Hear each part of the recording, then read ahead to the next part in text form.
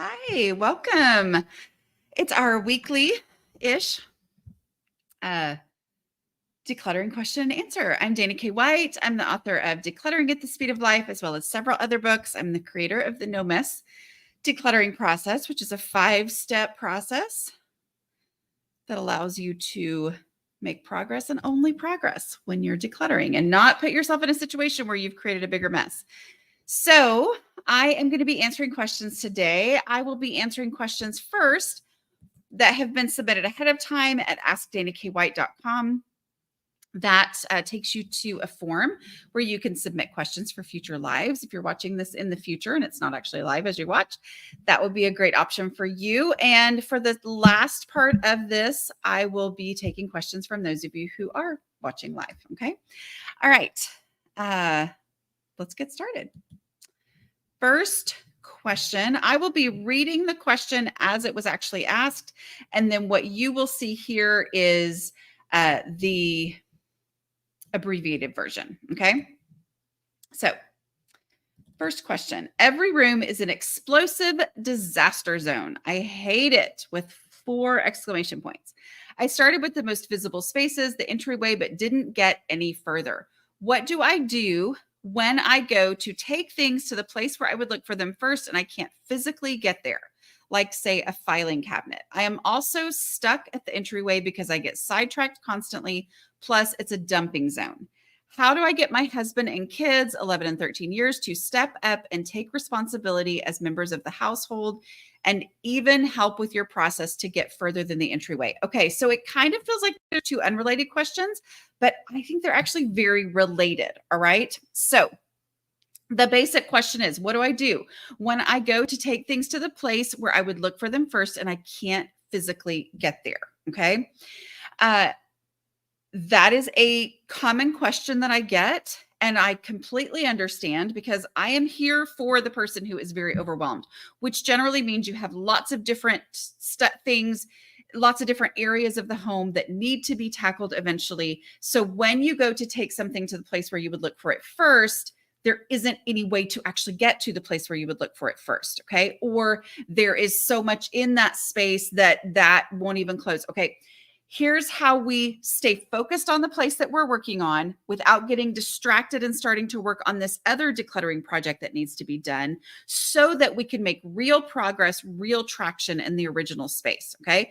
This was my own story, right? Like every space in my house was a complete and total disaster. And so I completely understand where you're coming from. So the first thing to realize is that our goal is to make real, true, actual progress instead of very likely what you've done in the past, which is a little here, get overwhelmed, do a little bit over here, do a little bit over here, and not really move the actual house forward. The key is in this situation is to not just add to the space where you would look for it first, but that is its own disaster. We're not just going to add to that, okay? Because that's just moving this from this place and then sticking it over here. And yes, that's the place you would look for it first, but you're just adding it to the pile because that's just stuff shifting, things moving around, not stuff leaving the house. If this is something you would look for first in that file cabinet, but you can't get to the file cabinet because there's a pile, things need to leave that pile, right? But because we're working on this original space, just remove something to create the space and not leave that pile any worse. It's frustrating because you're like, but this is how we actually move the house forward, right? Like I am not going to leave that pile any worse. So I'm going to remove something, trash, or an obvious donation, a donation. Okay. Those are the things I'm going to look for because they require no emotional energy for me. And I'm already feeling all the emotional because I'm like, oh, this space is okay. What can I remove that's trash or an obvious donation to get it out of this space so that when I do leave this item as close as I can to the space where it needs to go, as close as I can get it, I'm not going to leave that space any worse. I'm not adding to the mess there. I am one for wanting, giving it some space, getting some trash or an obvious donation to then take back to the space that I was originally decluttering, because that's where my trash bag and recycle bin and donatable donate box are, right? And so that's where those things need to go. Those things are going to leave my house either in trash or donation. And that space is not any worse than it was before, okay? Because I didn't just add to the pile, I took something out. And then this space I'm working on that I've come back to, because that's where my trash and donation stuff is, that space is better. Like, it is full on better. That space is not any worse, which means my house mathematically is better, right? Okay, because I haven't added over here. This space has maintained its level. And then this one is better. So my whole house is better. Okay. I feel like I'm getting into a lot of math these days. Y'all, in our Patreon group, it made me laugh so hard. So we've got like quite a few mathematicians in there. And which I'm like, what? And somebody is working on figuring out the actual mathematical formula for dishes math. And it just delights me. I have no idea what she's talking about as far as like the factors and blah, blah, blahs and all that and exponents. And I don't even know if I'm using the right words. But she's, and like people are contributing and they're like, well, but if X equals, anyway, it just makes me laugh so much. But this is math, right? Like, it's here's my whole house. Here's the amount of stuff in it, right? I'm working on this space. An item from this space, maybe I just need to do a whole math book where other people come up with formulas for these things. But this space, something is gone. That's decluttering, right? But I want my whole house decluttered. So I move this item to its actual home where I would look for it first.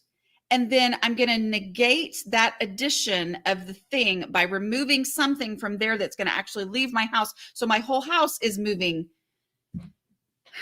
forward, which means less stuff. Anyway, okay. But then we've got this question here that was all put together on how do I get my husband and kids to step up and help also. Focus on your stuff first and what you can do. Okay. The reality is, and this is what I had to realize in my own home for my kids, that every time when I had tried to get going on my house and make changes, and I would try to bring everybody in with me from the beginning, like, come on, guys, come on, let's do this, let's help. I had to realize that I had created an environment where my kids could not picture what it is I was wanting to achieve in our home, because their normal was our house not having the dishes done, was our house being stuff stored everywhere. Like, that was normal for my family. And I had created that normal. And so to ask them to change that, they didn't have a frame of reference for what it was that I was wanting. And if you're in a situation where you can't get to the file cabinet because there's so much stuff in front of it, then that's the situation that your family feels is normal. I'm not saying they love it. I'm not saying they're fine with it. I'm just saying they don't have a frame of reference of what you're going toward. That's part of the reason why I advise that you start with your own stuff and neutral stuff first. Start working on it without, and let go of this, I wish they would work on it too. And it's hard. Oh my word, it's so hard. It is so hard. But just focus on what you can do and what you can accomplish. Work on your own things first, so that then they start to gain the frame of reference for what it is that you're going for, what your vision is for the home. Okay. Because if this is what they've lived with, then they can't see what you're seeing in your head as your goal being. Okay. So go ahead and really start working on those things. That is the answer to how do I get my husband and my kids to help? It is to work on your own stuff first. Okay. It's not transactional. It's not I'm doing this so that they'll start working. I'm doing this because this improves my house. But also, that's how we get other people on board. Right. Okay. There's something else too that was, I think it was said in the original question. Let me look real quick that I wanted to cover. Sorry. Oh my goodness. Why is it not pulling up my? Oh, because I have it so far down. All right. Oh, I get stuck in the entryway because I get sidetracked constantly. Make sure that things are leaving. Things are leaving the house. Things are final destination. There has to be less stuff in my house because of the situation that I'm in. There needs to be less. So really go hard on the trash and donations. Knowing that I'm in a situation where I can't even get to the file cabinet, things are going to have to leave my house. This is not a matter of organizing. This is not a matter of rearranging. Organizing and rearranging are not going to solve this problem. The only thing that's going to solve this is decluttering, which means stuff actually leaving my house. As I do that and I focus hard on the trash and the donations, that means I'm doing a lot without ever leaving this space, which prevents the sidetracking, right? Like I am just going really hard on things that their final destination is the donate box, the trash bag, or recycling bin, right? Like that is their final destination, which means I don't have to leave this space, which means I'm making a lot of big progress, okay? The other thing too on the entryway is to remember, as you work on the entryway, that's the visibility rule, okay? Go hard in the entryway. Like if I never get past that, okay, we'll go back to the entryway and like declutter it even more ruthlessly and even more ruthlessly, right? Until you get to the point where you're like, oh, okay, there really is nothing else left to declutter here. And then when you get inspired to declutter again sooner because you're seeing that progress, you go back to the entryway anyway, even though you're like, wait, I went so ruthlessly before that it really is down to like nothing in there. Okay, go back there anyway. This time, because you really truly decluttered so far down to where it only had what it actually had to have in there. Now, the only stuff that has gathered in there since I decluttered it is trash and easy stuff, right? It's stuff that's just kind of drifted there. That you're going to be done with in a much shorter amount of time, probably 15 minutes, where it feels like it's back to being decluttered. It's really not. It's just back to it's just had some trash and easy stuff end up there. Okay. You deal with that. It takes 15 minutes and then you go to the next most visible space. And that's how we start building momentum. Okay. But because of all the different things in this question, I'm going to say go more ruthless on the trash and donations and commit to I'm going to worry about my own stuff first, because that part of what I'm doing is changing my house to create a vision that then the people in my house can catch. They don't know what it is you're going for if this is their normal that they've been living in. Okay. All right. Next question.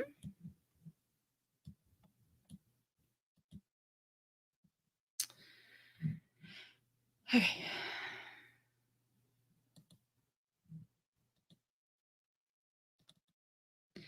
Let's see. I need more words. You've talked about time as a container, but I need more. How do I know when I need to declutter more physically versus when to declutter my commitments, or even when to declutter my expectations? I've decluttered a lot, but my house is still a mess. Some of this may be because I am still above my clutter threshold, but I think most of it is because I'm not consistent on the dailies or the weeklies. I have doing the dishes down. That took way longer than 28 days, but it's now going well. And I do 5-minute pickups, but it isn't enough. I am definitely project minded. I tend to let housework pile up and then spend a day to get it all tidied and cleaned. I recently left a full-time job to be a stay-at-home homeschooling mom of 3 kids ages 2 to 9. I'm active in my church. My kids do one extracurricular. I do secretarial work for a small business part-time. Everything else existed before I left my full-time job, and I thought it would be easier with that change. In your recent podcast, you talked about, a quote from Lillian Gilbreth. So this is not recent at the point when I'm doing this, and I can't remember what the quote was. Maybe I should need to reset my standards. Okay, so there's a lot here, right? Like I think a lot of this comes down to the expectation that this was all supposed to be easy once I became a stay-at-home mom, and somehow it's not. The things I would really focus on here is, you said you got dishes down. Make the 5-minute pickups consistent. Like work on that being the next thing that I try to do this every day, maybe multiple times a day, with the goal of the 5-minute pickup lets me know if I'm under my clutter threshold. If a 5-minute pickup is not enough, I'm not under my clutter threshold. I need to get rid of more stuff. But she's also specifically asking about when do I need to declutter my commitments? You decluttered a big commitment when you became a stay-at-home mom. Okay, so I would really focus in on these dishes every day and 5-minute pickup, with the goal of 5-minute pickup isn't doing it. I need to get rid of more stuff. So really focus in on that decluttering of stuff using the no mess method, so that it's not okay, I'm going to do this for 30, sometimes it's that idea of I'm going to do this for 30 minutes every day. I'm going to declutter for 30 minutes every day, which gives you this feeling of, oh, that's what I'm going to be doing, so it's okay for me to pull everything out. No. I'm going to declutter for 30 minutes every day, or you know what? I'm going to declutter for a minute right now. And I use the no mess process. So it doesn't matter if I get distracted. It doesn't matter if life happens and I don't get back to it, or I just shut down, emotionally and mentally. And I'm like, I can't do anymore, whatever. So focus it, make sure you're using the no mess process and you're decluttering hard to free up the time that you want to spend on these other things.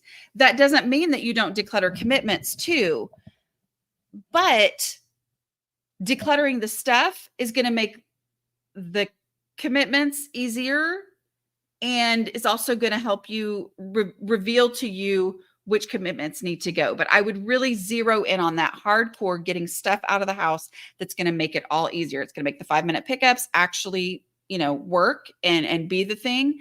And it's also going to give you more clarity on, which commitments need to go. Okay.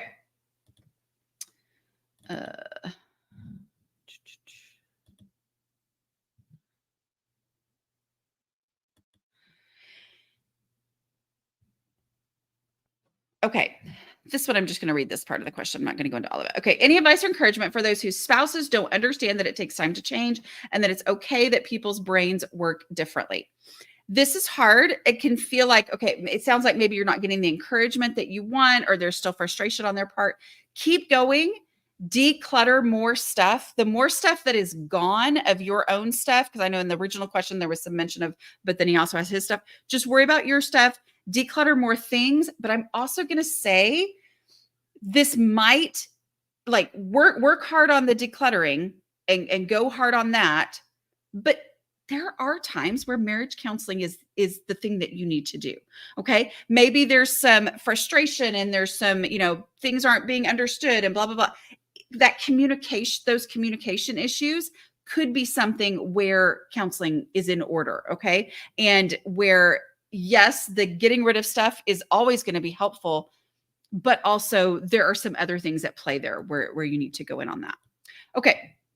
What is your advice for, okay, I was going to read the full question. Sorry.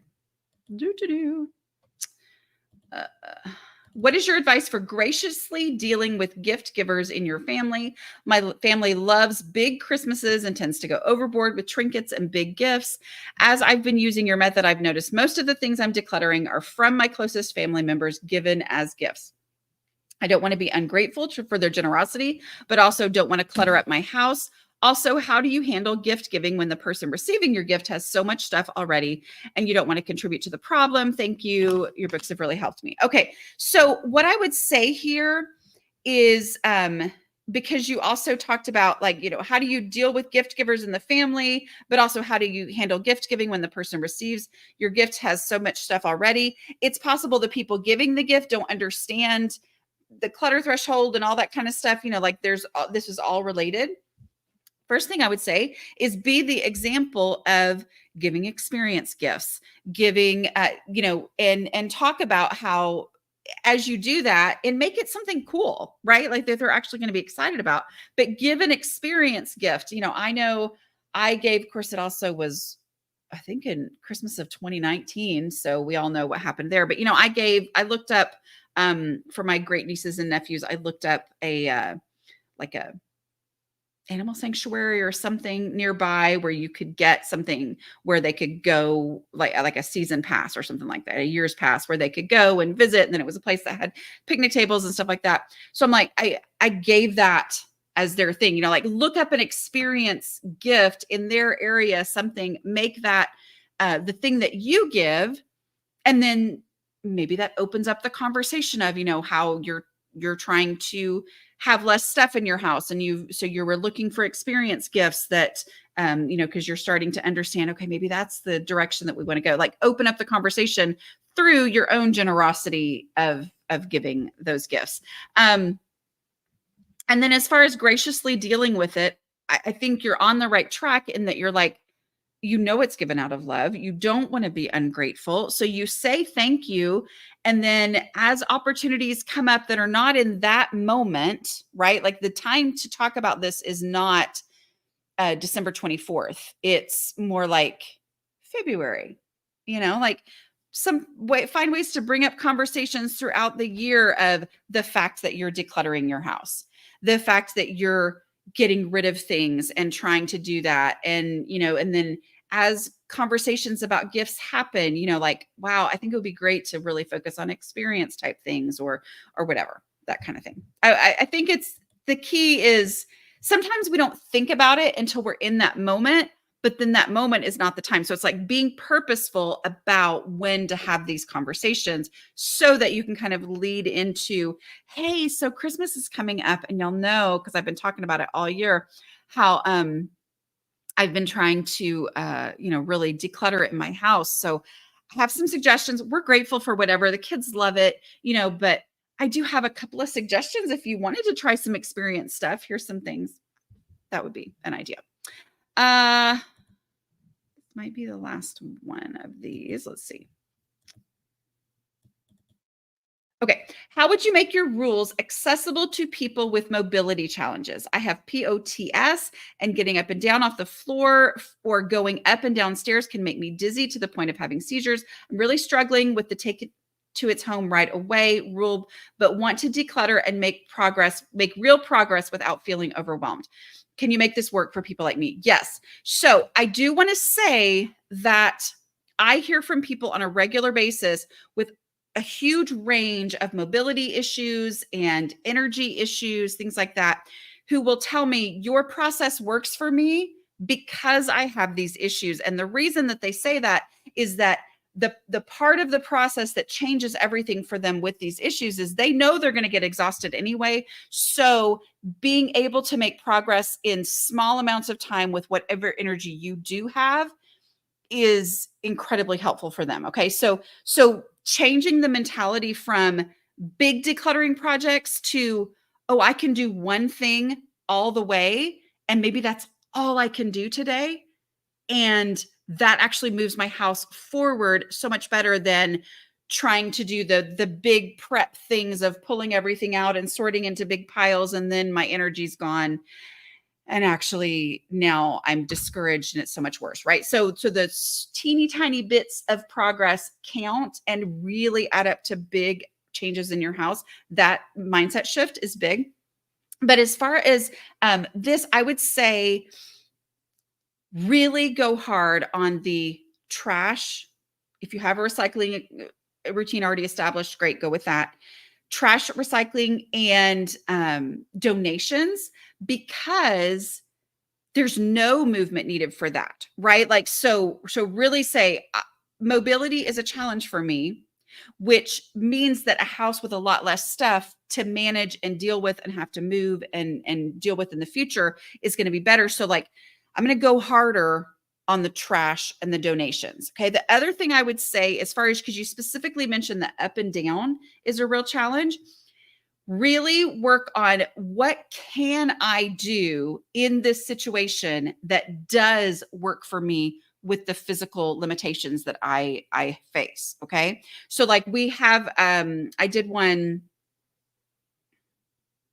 it was probably in August probably September of last year, maybe, where, the person I was working with specifically had, long COVID, had COVID multiple times and was just coming off of one of those. And she was like, I just physically can't move. So we only did what we could do while she was sitting in one place, not moving, not getting up, and still made a lot of progress. So it's that, instead of changing the way you're doing it, saying, what can I do with, being in one spot? And then giving yourself permission to skip the things that you can't do, but go ahead and do the things that you can do while you're staying in one place. And that will take you so much farther. We got so much done that day, right? And then in the moment where you do have the ability to do one thing, do that one thing, but then keep going and doing lots of things I'm sitting in one spot. Okay. All right. I'm going to take questions from those of you who are watching live now. I do want to let y'all know I am participating in something called the Beautiful Home, Beautiful Life Summit. And anyway, and my session is free if you watch it for the first 24 hours after it goes live. My session's called How to Declutter with Limited Time and Without Making a Mess.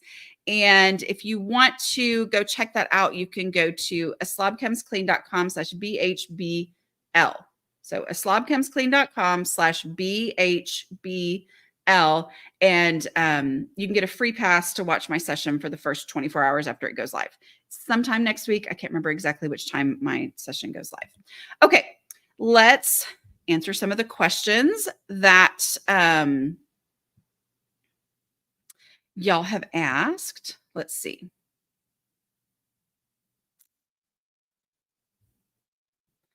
If you've already asked a question, go ahead and ask it again and put like question marks at the beginning of it. Let's see. My husband and I are moving my elderly parents into our home this summer. They haven't moved in 40 years and have a lot of storage and clutter, and downsizing stuff is hard. Okay. If you're moving them into your home, think and establish, designate this is their space. Okay. So they're going to have a bedroom. Is there a space where they can kind of have their sitting area? And then really think of that space, establish that space as the boundary, the limit. Okay. And I know this is hard because there are all kinds of relationship and emotional, and this is so hard. All those types of things factor into this. But like we were talking about math at the beginning, like think about it kind of mathematically. Like, okay, so are they going to have their own sitting area with their own TV? Are you in a situation where they can have one bedroom as their bedroom and one bedroom that's kind of their private space? Is that how you're wanting to do things, or is there not an availability for that? And it's going to be their stuff coming into the living room with us, because what you can't do and things stay under control is just bringing all of their stuff into your house. That's not possible, right? Like that's just beyond the limits of the physical space. And so figure out what the space is. Are they going to have a bedroom and then their living space is going to be combined with your living space or whatever? And think about it mathematically and like, okay, so this space that we have, this living room, and their stuff is going to come into it too. And they've each got a recliner, or they have their special couch that they love or whatever. It's like, is there room to one for one it? Or do we just, are we willing to one for one it? Like, how is this all going to work? And then think of it that way. Everything that's coming from their house is going to have a actual space. And so really go hard on the packing purposefully for the container. Like you might, if they're going to have the equivalent in your house of a one bedroom apartment, then look up the recommended number of boxes that somebody would pack for a one bedroom apartment. Maybe the recommended number of boxes somebody would pack for a dorm room. I don't know. This is off the top of my head, right? For a dorm room, because, they're not actually going to bring all their kitchen stuff in because you've already got the kitchen stuff. But, like really think of that and then use those containers of those packing boxes as okay, let's put your favorite things in here first, because this is the amount of space that you're going to have, because we're all making different, you've cleaned out the room so that they can bring their stuff in. Okay. So that's you doing that. You've maybe cleaned out another room that's going to be their little sitting area. And really go hard on this is the space that we have. That's what we're going to pack. Let's pick our favorite things. And then everything else is going to have to go, which is really hard, right? This is hard. It's a hard time of life. Okay. Let's see here. I sometimes grab a big black garbage bag only to fill it a little because life happens. I then find myself with a half full trash bag living on my floor. What do you do with the supplies in between? So what I will do is if there's a space where I'm ongoing working on decluttering it, I'll just leave it in there. Like if it's a space where I'm like, I go in, I work for a little bit while I can, and the trash bag's not full, well, I'm going to leave it there because space is already not perfect, and then I'll go back in and it's already there.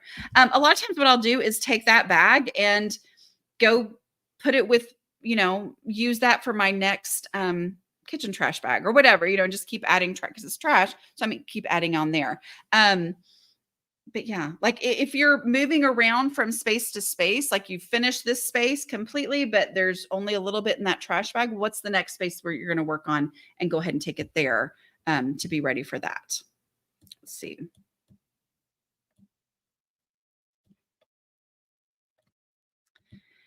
This may be too specific, but what are your thoughts on air fryers? I'm worried about buying a gadget that will take up space, but it seems like there may be enough benefits to make it worth it. I think that's very personal as far as like, do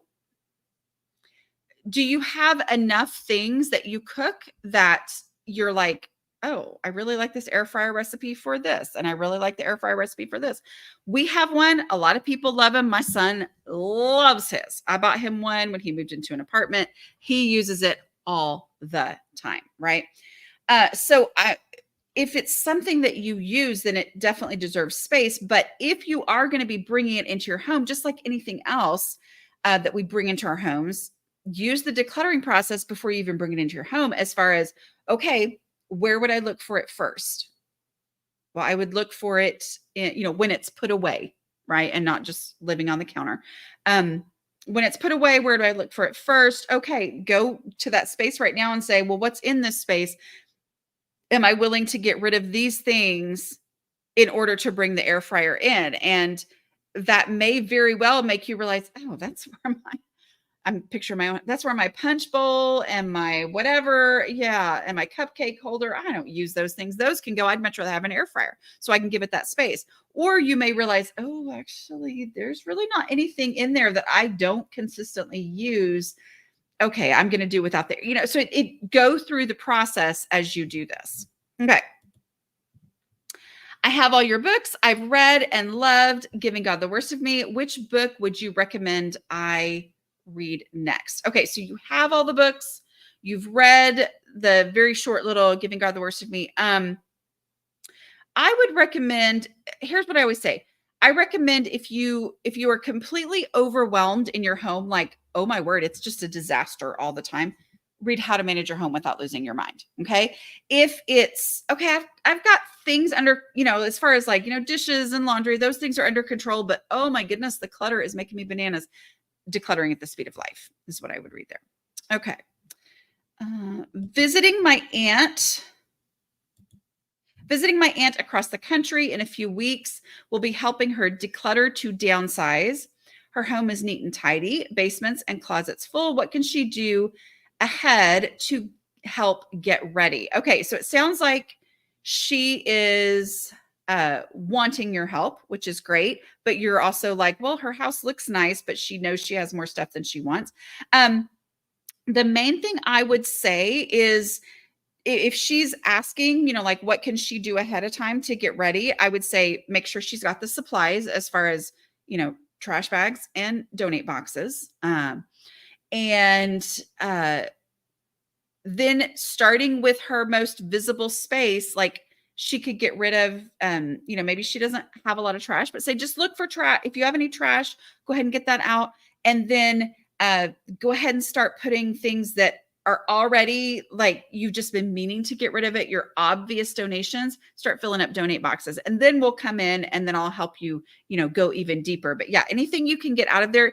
Like I always say, those first 3 steps of the process, trash, easy stuff that has an established home somewhere else, and obvious donations, those getting those out of there means that once you get down to the stuff that it is hard decisions, it's less overwhelming because it's not like mixed in with these things that actually aren't hard decisions, right? So yeah, have her, just tell her any of these 3 steps that you want to go ahead and work on. That would be great. I'm 25. I live in the UK and I'm working towards saving up for your coach training. Oh, I love it. Thank you for changing my life. Well, you've changed your life. You've done all the work, and that we are loving having the coaches. If any of y'all aren't sure what she's talking about, declutteringcoaches.com is my website. So sometimes people are like, how do we know which ones are your coaches? No. I own declutteringcoaches.com. It's my website. And everybody there is trained and certified in my methods. Okay. So there's a cute little map feature, and you can click on the map. And then we've got a little globe over here that says international coaches. Click on your location, your state that you're in, and it will tell you the coaches that are in your state, or if there are coaches in your state. And most of the coaches there also do virtual coaching as well. Like if you've seen my 1 Hour Better sessions where I coach somebody virtually, that's what they're doing using my process there. Now, they may do all kinds of different things. And so just tell them I found you through Dana. So I really, I want you to use her method. And they've all agreed that yes, they will use the method when asked. And most of them use the method all the time anyway, because the method works, right? Let's see. Comments. Oh, here we go. I know some of y'all, it drives you bananas when you can't see me over the thing, but it is what it is. I have decluttered some clothes that I don't want or like anymore. However, my mom wants me to keep them in my home for her to wear when she comes to visit me.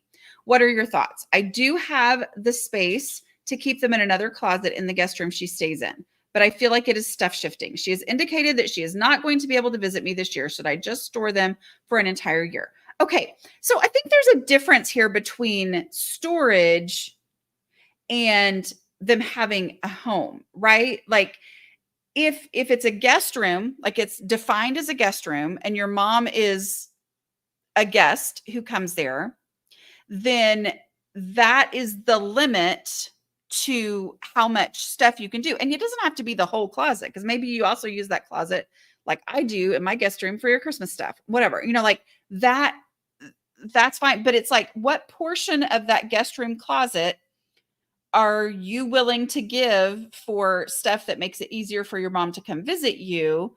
I wouldn't consider that stuff shifting, right? Like, if it's not something that you have to manage, like it's one thing where, okay, if she's going to do this and then I have stuff I've got to manage and deal with, but if it's a situation where it can go just live there and it's not going to mess anything up, then I think that might be guilt that you're taking on that you don't necessarily need, as far as, oh, is that just stuff shifting? No. I mean, but it's also a limit. Like it's not just, oh, everything you get rid of, keep it for me and I'll wear it when I'm there. No, it's what can fit in this amount of space that isn't going to mess up the actual, ability to function in the, stuff that you do need to be doing. It's like, no, I've got this much space. So, if you happen to think of the 5 things that you like the best, I'll keep those 5 things. I'm not going to keep every single thing that I'm going to get rid of, because you might want to wear it when you're here, but I'll keep the best of that stuff. Yeah. Let's see. How long did it take you to get your house under control once you figured out the system you use now? My problem is when I start making progress, life happening stops me from working on clutter. Absolutely. I totally understand what you're saying. So my story is that I figured out this process by working on my house. So I don't know if I know sometimes people are just YouTube watchers, but my website is aslobcomesclean.com. And if you go there, you can go read from the beginning. I think it's under like get started or welcome. It will, explain to you how to read from the beginning.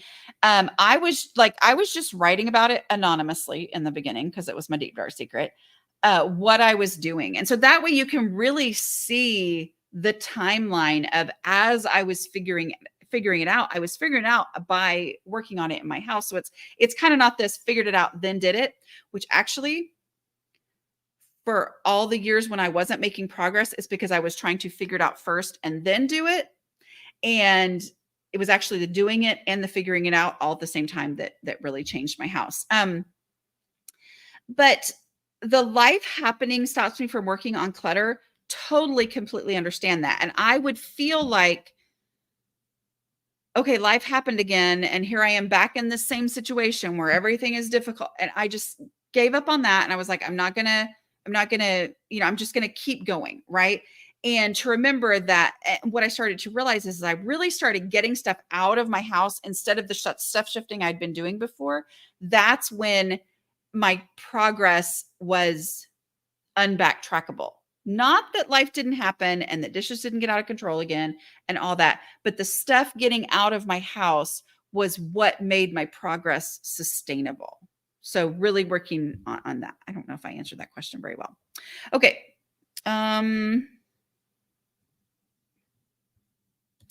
Oh, I love this. Says, I wanted to thank you, Dana. My best friend's mother passed away. I'm so sorry. And thanks to your method, I could help her with cleaning out the flat when she was not only grieving, but totally overwhelmed. Thank you for saying that. I mean, I think it's always good for other people too, to be the ones to explain this, but I had to remove emotions from my decluttering process. My decluttering process is developed as I figured out how to take emotions out of decluttering, right? Because it was too hard when I was using emotions to declutter. But that also, that's why it's works so well in working with other people and in these types of situations. Thank you. By the way, listening to audiobooks while cleaning has been a huge game changer for me. It's like ADHD body doubling for chores. I love that. Okay.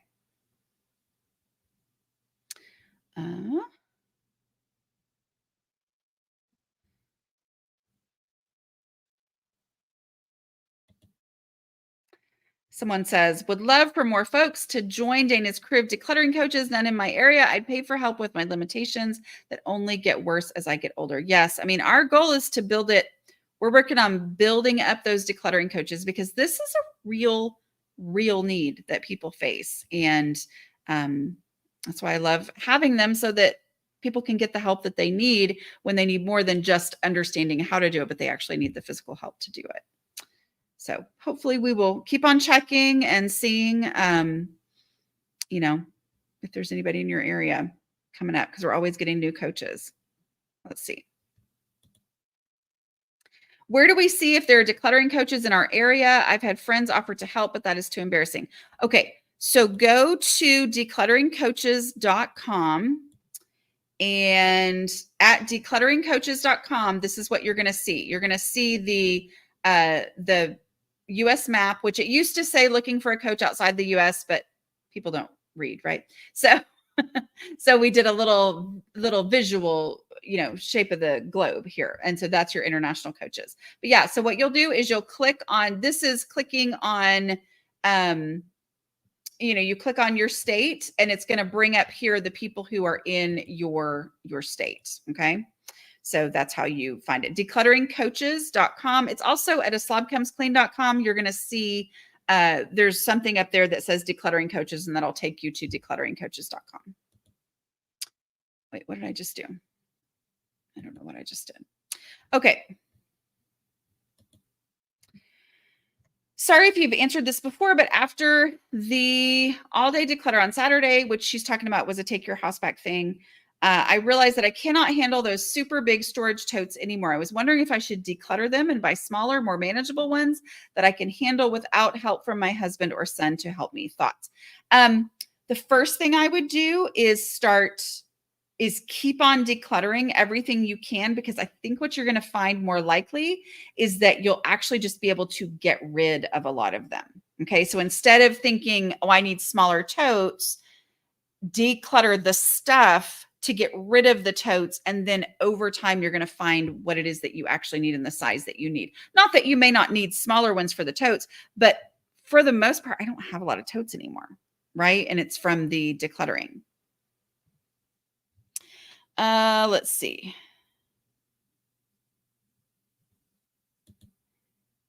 Okay. Yes, I just answered that. I heard that if it's not an immediate yes, get rid of it. I ended up regretting and then buying a lot of things back again. What would be a better quick clutter question? Well, I don't say if it's not immediate yes, get rid of it. That's not my thing. And so the better quick clutter question is if I needed this item, where would I look for it first? And then if you don't have an answer to that, if you have an answer to that, go take it to the place where you would look for it first and face the reality of that space. Is there room for it? If there's not, am I willing to get rid of something else to make the room for it, which helps me make that okay? So it's not, because to me, I'm like, was usually my answer, right? Like so the immediate yes, I totally get where you're frustrated here, right? So it's a logic, fact based process to say, where would I look for it first? Is there room for it in that space? What am I willing to get rid of in order to let go of this? Oh, I'm not willing to get rid of any of that stuff. So I would love to keep this thing. It might be an immediate yes. And yet there's no space for it in my home. I'm going to let it go. If I don't have a place where I would look for it first, then I have the logic, fact-based reality that I would never go looking for this. So I'm going to get rid of it, which means when I have to replace it, which is maybe 2% of the time, like 98 times out of 100, I'm never going to end up ever thinking about that item again. But when I do have something I have to replace, I can rest in the fact that I would have actually gone out and bought it again anyway. But this time I'm buying it again as a replacement, not as a buying it because I have so much stuff in my house. I don't even know what I have. And I'm just adding more and more and more and more. Okay. So it's the fact based. So the immediate yes, get rid of it. That's not my question. I don't use that. Okay. I think I'd like to be a declutter coach, but I'm still in the process of decluttering myself. Yes. So I get a lot, especially back when we first got started. People are like, oh, but my house isn't perfect yet. And I'm like, y'all, my house isn't perfect yet. Okay. And so I get it. Like, I get what you're saying. And I had my own years of coming to terms. Y'all know that, like we talked about a minute ago, that this all started with the blog as I was trying to figure things out. And people were like, teach us how to do it. And for 2.5 years, I said, no, I'm not teaching anybody anything because that doesn't make any sense. Why would anybody want to learn from me when this is the least natural thing in the world to me, right? And then over time, I realized, oh, actually, and I realized this because people kept telling me, I can very well serve the overwhelmed because I understand what it's like to be overwhelmed and because I have figured out in my own home what actually works. And so it gave me the confidence to say, okay, I can tell you what works. I'm never going to tell you how to have a perfect home. I don't pretend to. And so because I don't pretend to, I don't feel the need to hide the fact that I don't have a perfect home, right? Because I've never promised anyone that you'll get perfection if you follow my way. But I can tell you with absolute confidence how to go from, oh my word, I don't know what to do, to, yeah, okay, I get it now. This works. This process works. So I have to brag on, am I bragging on myself? I'll brag on one of my coaches. But anyway, so we met and she was talking about, and maybe I've told you this story because I tell the same stories a lot. She was talking about, when she first went into her first client's home, she was overwhelmed, just completely overwhelmed. It was a very difficult situation. And she just told herself, no, I'm going to follow Dana's 5-step process because she had been trained in that and she knew it and she knew it worked because she'd used it in her own home. Right. And so she just started following the process and she was like, and we did it. Like we did it. We got the situation to what it needed to be. Like we achieved it all. The process works. I hear this from my coaches all the time. They're like, I start to get overwhelmed. And then I'm like, no, the process works. So I stick to the process and the process works every time. And she just said, she's like, now I go into homes and I'm like completely confident. I'm like, we're just going to follow the process. The process works. Process works. Okay. So yeah, I love hearing that because it works. It works. I know because it works in my house. Let's see.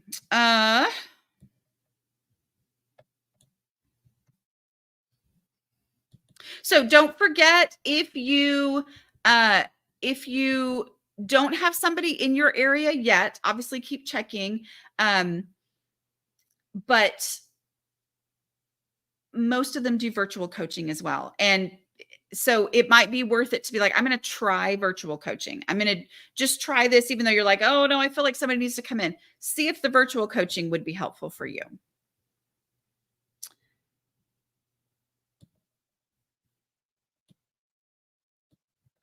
Let's see. Help letting go of the I must sell everything to recoup cash because I'm poor mindset, especially here in the UK. We've new app for selling. I'm still a single parent with limited time. Help. Yes, the best way to do this to get, because you just said, how do I let go of the I must sell everything to recoup cash because I'm poor mindset? Here is the way that you do this. You pick the thing that you are most confident is worth something and will sell, and you sell that one thing. The problem is when you're like, I have so much stuff. I need to sell this stuff. Oh my goodness. And it's overwhelming. Sell one thing. Go through the process. You talked about a new app. Go through the process with that one thing. What is going to happen will be one of two things. Either you will now know what to do to sell that one thing, and then it's not going to be overwhelming and intimidating to you anymore. And you're like, oh, okay, yeah, I know what to do. And then you're free to actually start selling the things that have been sitting in your house because you're like, I need to sell things, but wait, what? How's that going to work? And then they just sit there. That's what you don't want. Okay. So sell the one thing to learn how to do it, to then free you up to actually start doing that. Or what honestly happens more often than not is you sell one thing and you realize, well, that was a big old waste of my time because I spent 5 hours working on that and I made, well, you're in the UK, I made 3 pounds. Thought I was going to make a lot more, or I'd go through all that and it never sells, whatever. And that is the breakthrough that you need to then just let go of things. Okay. But so go ahead and carry it all the way out to go through the learning process, right? Okay. I answered this question before, so I'm not going to answer that again, but y'all know my feelings on it. I would keep working on your own house, gain that confidence that the process works. Yeah. Maybe just me, but I find myself fixated on areas that have been a mess for years, only to remember, thanks to you, they are already done. So then I have a hard time shifting to another area. Really go hard on the visibility rule. What is the visibility rule? Start in the most visible space first and declutter hard there. And then when you get inspired to declutter again, be like, oh, that space is, I've already done that space. Go back to that space, get it back under control in a couple of minutes, and then be like, okay, what's the next most visible space? The next most visible space, instead of like, okay, where should I start? That was me. That's the reason I came up with the visibility rule, because my whole house had started as a disaster. And so it was always like, well, there's so many things I could do. I don't even know where so I'm like, well, how am I going to start? I need a way to prioritize. I'm going to prioritize by visibility. Let's see.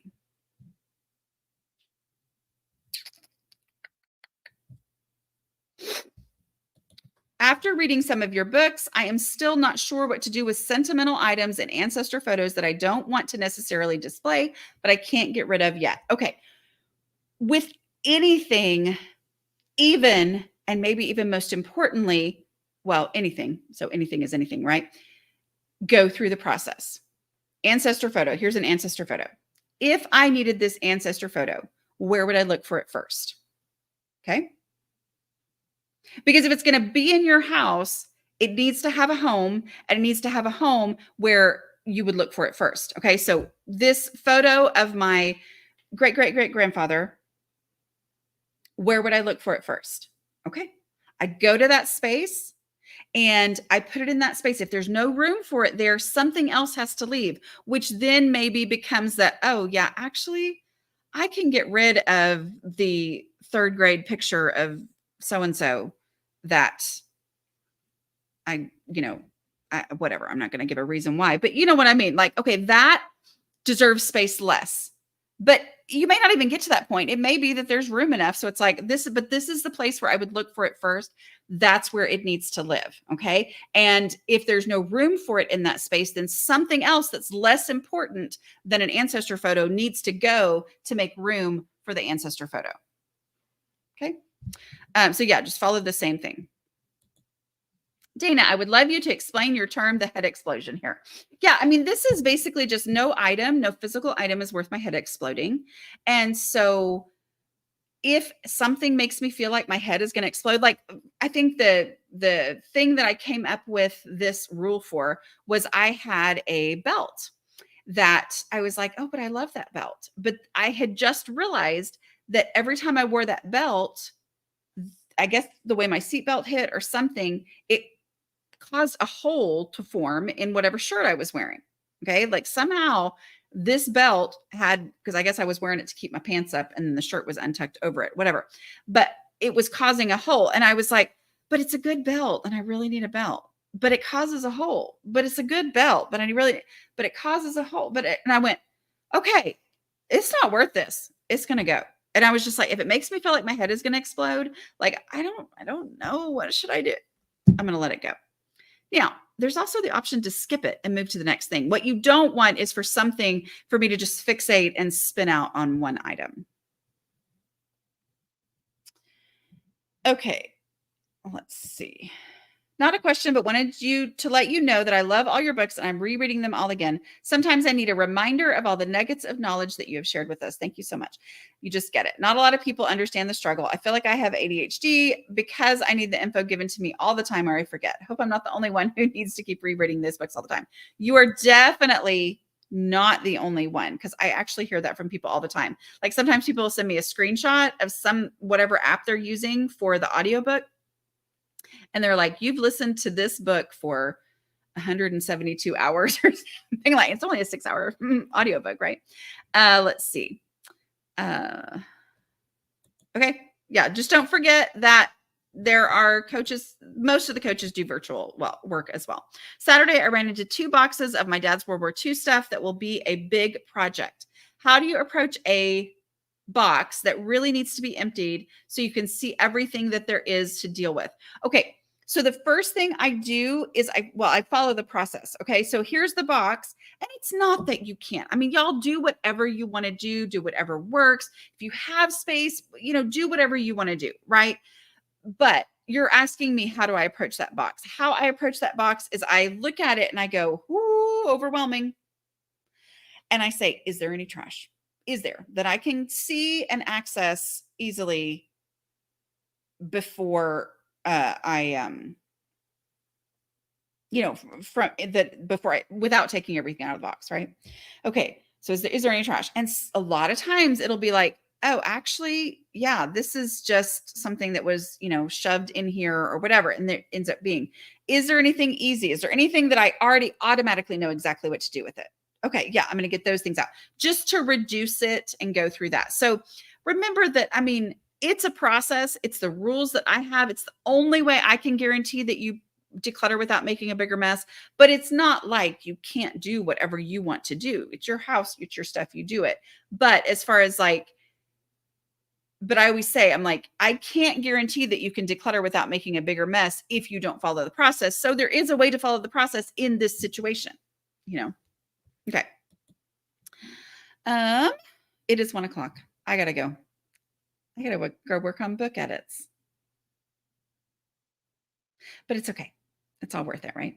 All right, this is fun. Don't forget a couple of things. We've talked a lot about decluttering coaches today. I have 54 maybe certified coaches at this point. And so go see if there's one in your area or if there's somebody who you can work with virtually. Declutteringcoaches.com. Everyone listed there is trained and certified by me. And then also my session on the beautiful home, beautiful life Summit will go out next week and is free to watch for the first 24 hours. You can sign up for a free pass at aslobcomesclean.com/BHBL. Okay. I will talk to y'all later.